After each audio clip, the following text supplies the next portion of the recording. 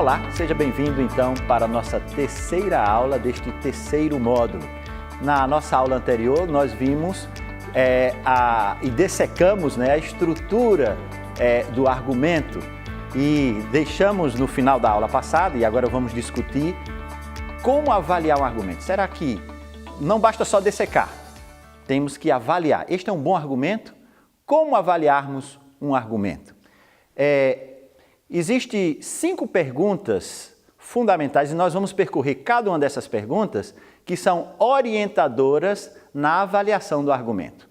2 delas têm a ver com avaliar as razões, 2 delas têm a ver com avaliar o raciocínio e a última pergunta tem a ver com a avaliação final. A primeira pergunta é: concordas com as razões apresentadas?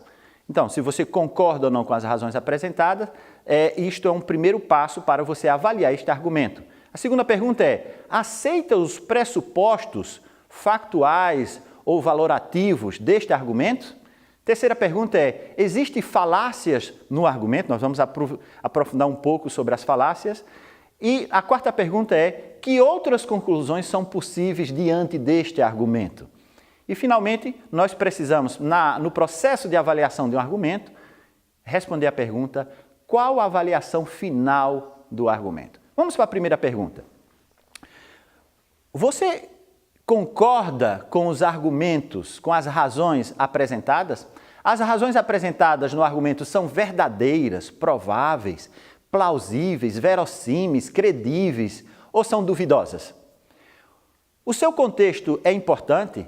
A fonte é credível? A credibilidade da fonte é muito importante para você avaliar se o argumento é aceitável ou não. Precisamos de ouvir um perito? São compatíveis com nossos conjuntos de crenças? Nossos pressupostos iniciais das nossas crenças?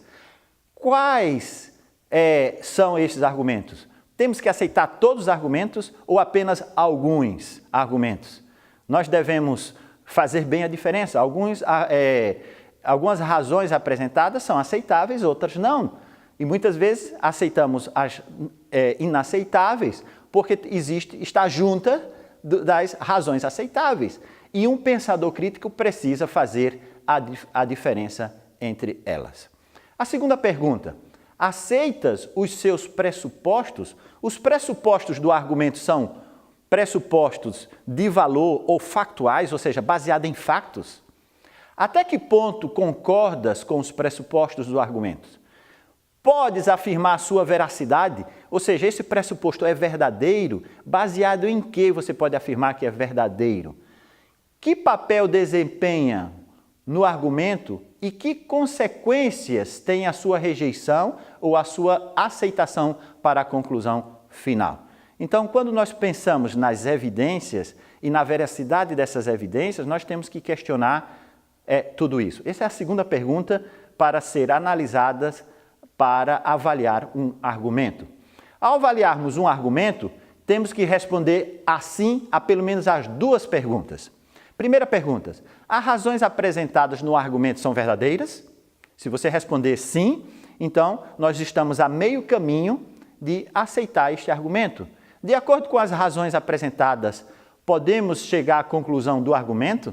Ou seja, a relação entre razão e conclusão é verdadeira? Se você responder sim a essas 2 perguntas, então você poderá aceitar as conclusões.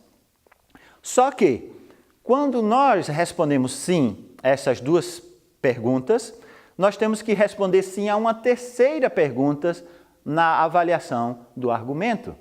Depois que nós dissermos sim a essas 2 perguntas anteriores, nós temos que responder sim ou não, e isso vai fazer uma grande diferença. Existem falácias no raciocínio do argumento apresentado? Por vezes acontece que as razões apresentadas são verdadeiras e plausíveis, e mesmo assim, a conclusão a que o autor chega não é verdadeira ou provável. Quando isso acontece, o autor pode estar a cometer uma falácia. O termo falácia vem do verbo latino falare, que significa enganar. Designa-se por falácia um raciocínio errado com a aparência de verdadeiro. Isso é um tema muito profundo na área de filosofia até. Não quero que os nossos professores que estão acompanhando esse curso sejam peritos em filosofia, mas é preciso compreender qual é a estrutura da falácia. Na lógica e na retórica, uma falácia é um argumento logicamente inconsistente, sem fundamentos válidos ou falho na tentativa de provar eficazmente o que alega. Existem muitos tipos de falácias. Como vocês podem ver por esta lista, existe uma verdadeira classificação, e desde Aristóteles que se fala dos tipos de falácias diferentes. É claro que neste curso sobre pensamento crítico e tecnologias, nós não temos como nos aprofundar em todos esses tipos de falácias. Seria um verdadeiro curso de filosofia. Falaremos então apenas de dois tipos muito comuns para exemplificar as falácias. Por exemplo, vamos pensar no seguinte exemplo neste diálogo entre João e a Mariana. Eu sou contra o aborto porque acredito que um feto era um ser humano com direito à vida, tal como qualquer um de nós, disse João.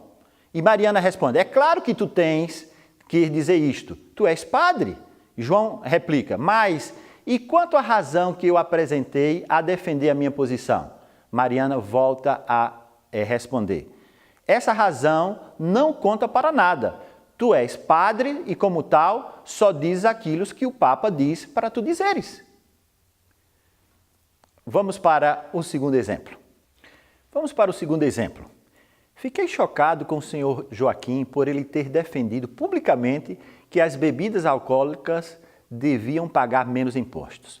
É claro que ele defende isso. Toda a gente sabe que ele é um grande bêbado. As bebidas alcoólicas devem pagar mais impostos. Veja que tanto no exemplo 1 como no exemplo 2, existe um tipo de falácia muito comum em discussões e argumentos. Esse tipo de falácia é chamada ad hominem, que vem do grego, quer dizer ao homem. Aristóteles foi o primeiro a catalogar esse tipo de falácia. Essa falácia ad hominem, ou seja, ao homem, ataca o autor do argumento e não o argumento em si. Ora, no argumento normalmente não importa o autor do argumento, o seu caráter, o que ele faz, etc. Isso é um dos pressupostos da filosofia. Mas sim o que ele diz, ou seja, as razões que ele apresenta. Assim, ao atacar o homem, o autor do argumento, em vez de atacar o que o homem diz, ou seja, o argumento, está cometendo uma falácia. É claro que, por vezes, uma informação sobre o caráter de determinada pessoa pode ajudar-nos a definir se devemos ou não acreditar nela. Por exemplo, a Bíblia ensina que o caráter do profeta está diretamente relacionado com a inspiração ou não da sua profecia. Portanto, a falácia ad hominem é muito importante nos argumentos em geral, na filosofia, mas no contexto bíblico, como apresentado, nós podemos ter muita atenção no caráter da pessoa e não propriamente no que ela diz, porque está diretamente relacionado. Vamos a um terceiro exemplo. O nosso chefe prometeu que este ano iria subir o salário a todos os empregados da empresa. No entanto, no ano passado ele disse a mesma coisa e não o cumpriu. Fez o mesmo há 2 anos atrás e, se bem me lembro, há 3 anos atrás também. Por isso, uma vez que estamos habituados às suas mentiras, é de esperar que este ano ninguém seja aumentado, ninguém receba aumento. Vamos para mais um exemplo. Esse quarto exemplo vai ilustrar um outro tipo de falácia. O nosso chefe prometeu que este ano iria subir o salário a todos os empregados da empresa. No entanto, nos últimos 2 anos, ele já foi apanhado a conduzir com álcool no sangue. Por isso, é de esperar que este ano ninguém seja aumentado. Vamos comparar os dois argumentos. Qual dos dois parece conter uma falácia ad hominem? O exemplo 3 ou o exemplo 4? Veja que no exemplo 4 aparece uma coisa estranha que tenta fazer uma relação entre o alcoolismo do patrão e ele pagar ou não o aumento esperado. No argumento 3, isso não existe. Nitidamente, é no exemplo 4 que nós temos uma falácia ad hominem, que ataca a pessoa, o homem, neste caso, o patrão que é alcoólatra. Vamos ver mais 3 exemplos. O exemplo 5, o exemplo 6 e o exemplo 7. O exemplo 5 diz assim: a televisão de Francisca deixou de funcionar. Ela levantou-se e deu-lhe um murro. Logo a seguir, a televisão começou a funcionar novamente. Então, é uma prova de que é possível consertar uma televisão com um simples murro. Exemplo 6. O Henrique tinha já há alguns anos um grande cravo num dos dedos da mão. Uma tia-avó do Henrique aconselhou a descascar uma batata e enterrá-la no jardim numa noite de lua cheia. 3 meses depois, o cravo desapareceu do Henrique. Não há dúvida de que foi a batata que o curou. Vamos agora ver o exemplo 7. A única forma de reduzir o número de crimes é permitir que os cidadãos andem armados. No estado do Texas, por exemplo, desde que em 1980 se legalizou o uso de armas de defesa pessoal, o número de crimes violentos baixou cerca de 10%. O que é que tem em comum em todos estes argumentos? Você parou para pensar nisso? Se não parou para pensar, volte um pouco o vídeo e vejam novamente os casos, os exemplos, exemplo 5, 6 e 7. O que é que eles têm em comum? Todos eles concluem que um determinado acontecimento foi causa de outro acontecimento.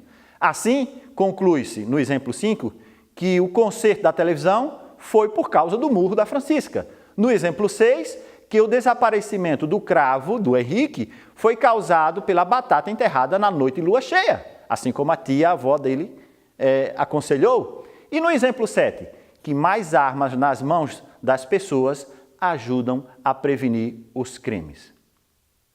Todos estes argumentos são falaciosos, uma vez que as suas conclusões não são apoiadas pela força das suas razões, mas apenas pelo fato de que essas razões terem acontecido antes daquilo que se quer provar. Ora, o simples fato de uma coisa acontecer temporalmente outra antes ou depois de uma outra não prova que é uma causada pela outra. Este tipo de falácia dá-se o nome em latim de post hoc. Ou seja, é uma tradução que quer dizer depois disto. É um tipo de falácia que é tirar uma conclusão precipitada simplesmente porque estes fatos estão temporalmente ligados. Como evitar cair numa falácia deste tipo, post hoc? Quando nos deparamos com este tipo de argumentos, temos de procurar saber se esta relação de causa e consequência existe de fato, ou se é uma mera coincidência. Depois, devemos procurar explicações alternativas para as consequências apresentadas. Bem, nós já vimos então, daquelas 3 perguntas, daquelas 5 perguntas, vimos 3 delas. A primeira, concordas com as razões apresentadas? A segunda, aceita os seus pressupostos factuais ou valorativos? A terceira, existe falácias no raciocínio?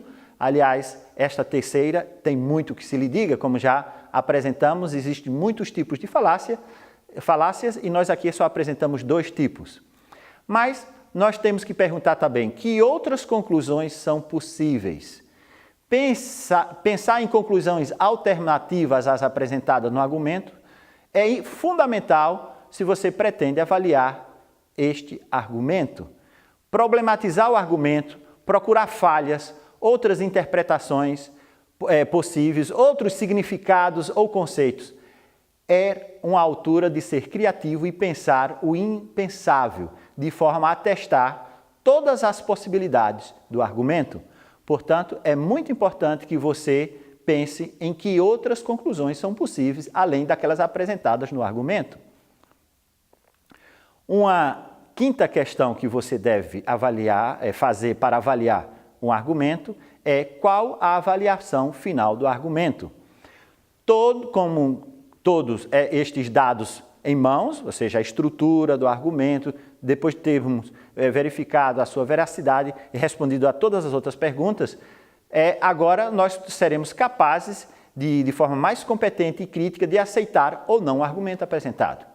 Poderás querer modificar alguma parte, aceitar parte, melhorar as razões, sublinhar dúvidas, acrescentar novas explicações, aceitar parte do argumento, rejeitá-lo completamente, etc. Essas são 4 perguntas fundamentais para você avaliar o argumento. Avaliar um argumento é um desafio constante, procurar a existência de falácias, se os fatos são verdadeiros ou não, para que você possa chegar a uma conclusão final. Bem, chegamos ao fim da nossa terceira aula desse terceiro módulo.